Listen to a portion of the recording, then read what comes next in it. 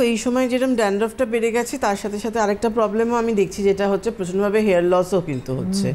অনেকেরই বোধ দুটো প্রবলেম হচ্ছে, এবং এটা আমাদের বুঝতে হবে যদি আমার কোনো একটা প্রবলেম খুব বেশি হয়, মানে ড্যান্ড্রফের পরিমাণটা খুব বেশি, মানে স্ক্যাল্পে মানে হাত দেওয়া যাচ্ছে না, দিলেই একেবারে ফ্লেক্স মতো উঠছে, গুঁড়ো গুঁড়ো জামায় পড়ছে, কারণ এখন তো ড্রাই ওয়েদার, এখন আর সেই মানে মে জুন মাসের মধ্যে সেই স্টিকি হয়ে থাকবে না।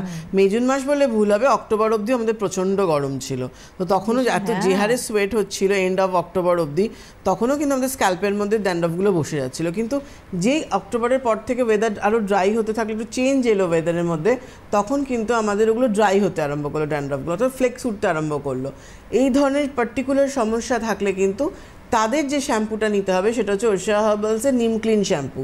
আর আরেকটা হচ্ছে যাদের অতিরিক্ত মাত্রায় হেয়ার লস হচ্ছে, কন্টিনিউ হেয়ার ফল হতেই থাকছে, মানে চিরুনি দিলে টাওয়ালে, তাদের জন্য কিন্তু ওশিয়া হার্বালসের আমলা কেয়ার শ্যাম্পু।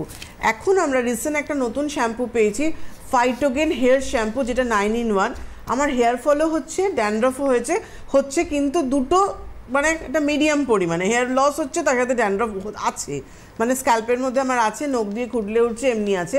তারা কিন্তু ফাইটোগেন 9-in-1 যে ফেস শ্যাম্পুটা এসছে সেই শ্যাম্পুটা করবে, কারণ আমাকে বুঝতে হবে যে আমার প্রবলেমটা কি, মানে কি ধরনের, সেই অনুযায়ী। একদম।